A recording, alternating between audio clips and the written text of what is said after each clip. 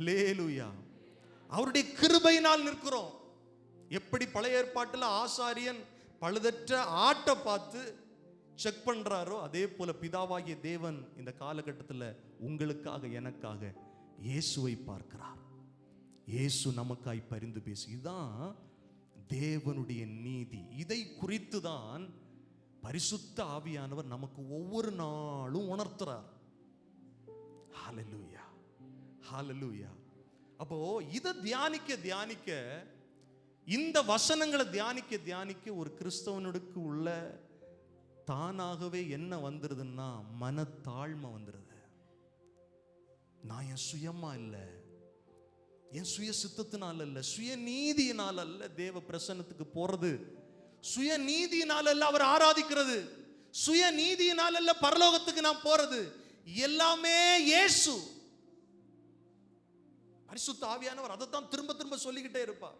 இயேசு அதைத்தானே சொன்னார், அவர் வந்து என்னை குறித்து சாட்சி கொடுப்பார், என்னை குறித்து உங்களுக்கு அறிவாய் புகட்டுவார். எனக்கு அன்பான ஆண்டுடைய பிள்ளைகளே, இந்த தேவ நீதியை குறித்து இன்னும் கொஞ்சம் டீட்டெயிலா உங்களை கொண்டு போக விரும்புகிறேன். ரோமருக்கு எழுதின நிருபம் 3வது அதிகாரம் 21வது வசனத்திலிருந்து சில வசனங்களை உங்களுக்காக நான் வாசித்து அதிலிருந்து சில காரியங்களை கற்றுக்கொள்ள போகிறோம். இப்படி இருக்க நியாயப்பிரமாணம் இல்லாமல் தேவ நீதி வெளியாக்கப்பட்டிருக்கிறது. அதை குறித்து நியாயப்பிரமாணமும் தீர்க்க தரிசனங்களும் சாட்சியிடுகிறது. எடுத்துட்டீங்களா? ரோமர் 3வது அதிகாரம் 21லிருந்து வாசிட்டு இருக்கிறேன். 22வது வசனத்தை கவனிங்கள்.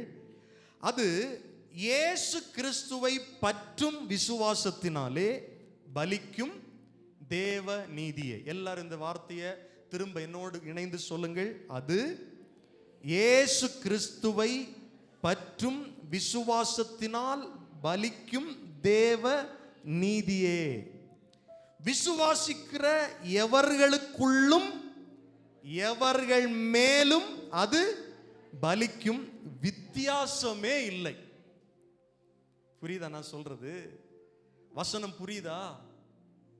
ஹலோ, இயேசுவை ஒரு மனிதன் ஆணித்தரமா விசுவாசிக்கிறான்னா, இந்த பரிசுத்த ஆவியானவருடைய பணி என்னன்னா, ஒரு மனுஷனை ரட்சிப்புக்குள்ள நிலை நிறுத்துவது,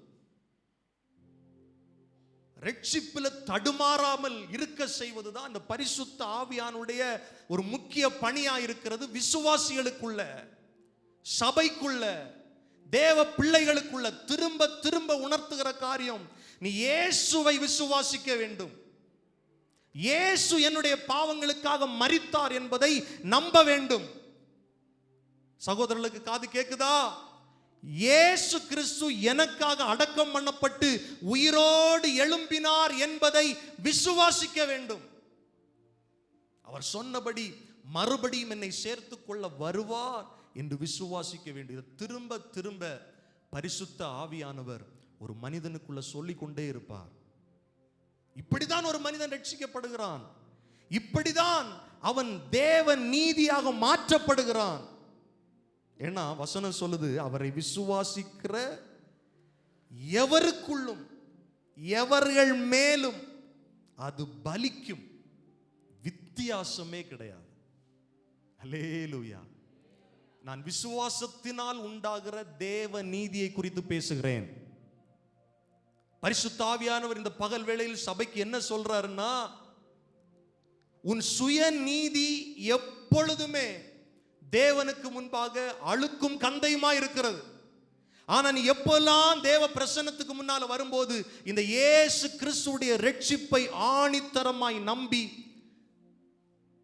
அதுல நம்பிக்கையோடு இருப்பியோ, அப்பதான் உனக்குடைய ஜெபங்கள் கூட தேவ சமூகத்தில் போய் சேரும்.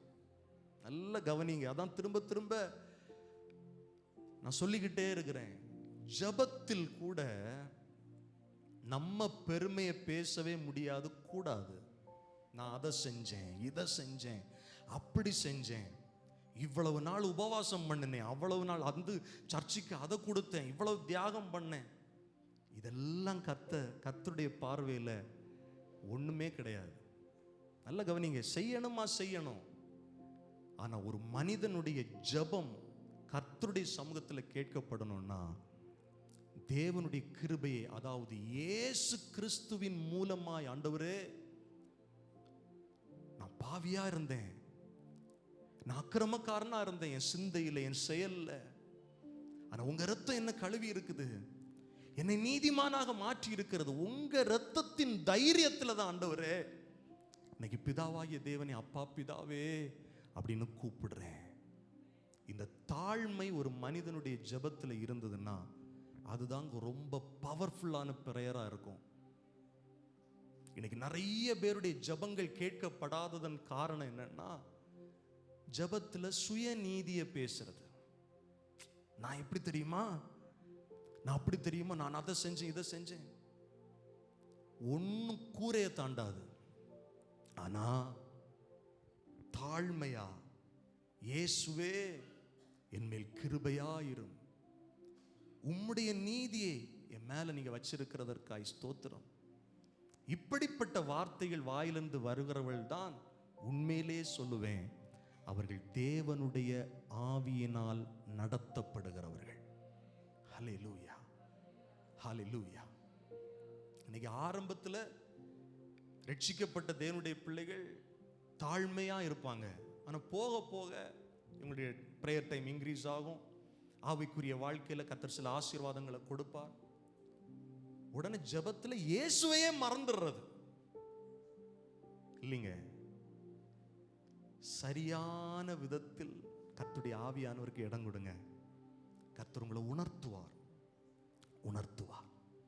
எனக்கு அன்பான ஆண்டவருடைய பிள்ளைகளை, தொடர்ந்து அந்த வேத வசனங்களை வாசிக்க போறோம். ஏன் என்று சொல்லப்பட்டிருக்கிற ரோமர் 3வது அதிகாரம் 23வது வசனத்தை வாசிங்க. எல்லாரும் பாவம் செய்து தேவ மகிமை அற்றவர்களானார்கள். எல்லாரும் பாவம் செஞ்சாங்க. அப்படின்னா அந்த பூமியில பிறந்த எல்லாரும் தேவனுடைய பார்வையில் எப்படி இருந்தார்கள்? பாவிகளா இருந்தார்கள். இந்த சத்தியத்தை புரிந்து கொள்ளுங்கள். தேவனுக்கு முன்பாக நோவா முதற்கொண்டு எல்லாரும் ஏதோ ஒரு விதத்தில் அவர்கள் பாவிகளா தான் இருந்தாங்க. ஆதாமுக்கு பின் வந்தவர்கள் எல்லாரும் பாவிகளாகத்தான் இருந்தார்கள். தேவ மகிமை இழந்தார்கள். ஏதேன்ல இழந்த அந்த மகிமை தொடர்ந்தது எல்லாருக்கும். அதான் இயேசு சொன்னார், இழந்து போனதை சொல்லுங்க சத்தமா, தேடவும் ரட்சிக்கவுமே மனுஷகுமாரன் வந்திருக்கிறார். நல்ல கவனிங்கள். இழந்து போன அந்த தேவ மகிமையை கொடுக்க, இழந்து போன அந்த தேவ நீதியை கொடுக்க தான் இயேசு இந்த பூமியில வந்தார். இன்னைக்கு சிலர் சொல்லுவாங்க இல்லையா, எங்களுக்கு இயேசு தேவையே இல்லை. ஏன் பிரதர், எங்களுக்கு தான் வீடு இருக்கு. ஏன் பிரதர், நல்ல வேலை இருக்கு. ஏன் உங்களுக்கு இயேசு தேவையில்லை? அது நல்ல சொத்து இருக்கு, குடும்பம் இருக்கு. விசுவாசிகள் நல்லா கவனிங்க. இயேசு வீடு கட்டுறதுக்கும், ஹலோ கவனிக்கிறீங்களா, நல்ல தொழில் ஆசீர்வாதமா இருக்கிறதுக்கும், பிள்ளைகளுடைய ஆசீர்வாதத்துக்கும், உலக ஆசீர்வாதத்திற்கும் மட்டும் இந்த பூமியில வரல.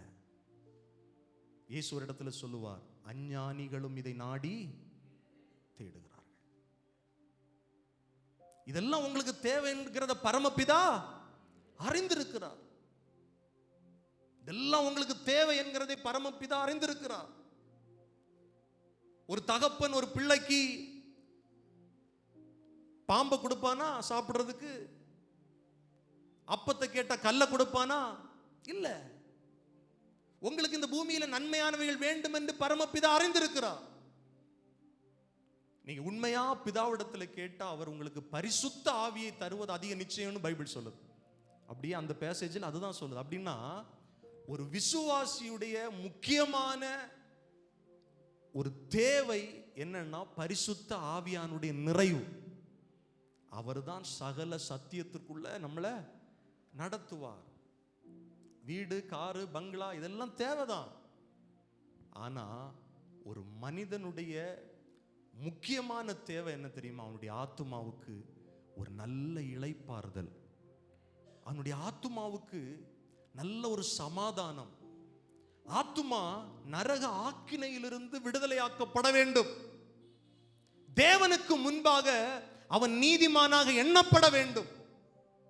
இன்னைக்கு இந்த அறிவு, இந்த தெளிவு இல்லாததுனாலதான் நம்ம ஜபங்கள் எல்லாமே இப்போ எப்படி இருக்குன்னா உலக பிரகாரமான தேவைகளுக்காக மாத்திரம். கர்த்தர் சொன்னார், உன்னதத்தில் இருக்கிற ஆசீர்வாதங்களை தேடுங்க, மேலானவைகளை தேடுங்க, தேவனுடைய ராஜ்யத்தை தேடுங்க, அவருடைய நீதியை தேடுங்க. அது என்ன நீதினா கர்த்தர் கொடுக்கிற நீதி. இயேசுவை தேடுங்க. இயேசுவை எப்படி தேடணும், எதுக்கு தேடணும்னா, ஆண்டவரே என் ஆத்துமா ரட்சிக்கப்படுவதன் காரணம் நீங்க. இந்த பூமியில நான் வாழ்ந்து முடிக்கிற வரையிலும் எனக்கு நீர் தேவை. அப்படி தேடுனா இவைகள் எல்லாம் உங்களுக்கு எப்படி கொடுக்கப்படும்? கூட கொடுக்கப்படும். நம்ம கூட கொடுக்கப்படுறதுக்கு முக்கியத்துவம் கொடுக்கிறோம். உண்மையான தேவ நீதியை விட்டுறோம் நிறைய நேரத்தில். எனக்கு அன்பான ஆண்டுடைய பிள்ளைகளே, ஆவியானவர் சபைக்கு சொல்லுகிறதை கேட்கிறதற்கு காதுள்ளவன் கேட்கப்படவன்.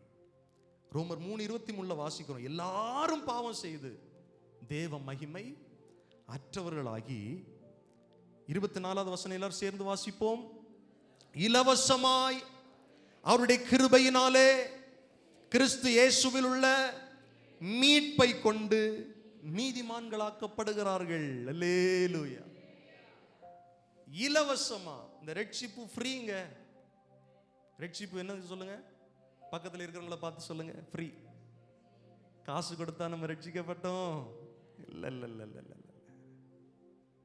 இல்ல. இலவசமாய். ஒரு நாள் தேவ மகிமை அற்றவர்களாக இருந்தோம். இலவசமாய் கிருபையினால் விசுவாசத்தினால் கிறிஸ்து இயேசுவில் உள்ள மீட்பை கொண்டு எப்படி ஆக்கப்பட்டிருக்கிறோம்? நீதிமான்களாக மாற்றப்பட்டிருக்கிறோம். ஹல்லேலூயா. மைனர் காடை. ஹல்லேலூயா. இயேசுவின் இரத்தத்தால் கழுவப்பட்ட ஒவ்வொருவரும் நீதிமான்கள் பிதாவுக்கு முன்பாக. இயேசுவின் இரத்தத்தால் கழுவப்படாத எந்த ஒரு பெரிய மனுஷனா இருந்தாலும் சரி, பிதாவுக்கு முன்பாக அவன் பாவி. நீதிமான் நான், நீதிமான் நான், இரத்தத்தாலே கழுவப்பட்ட நீதிமான்.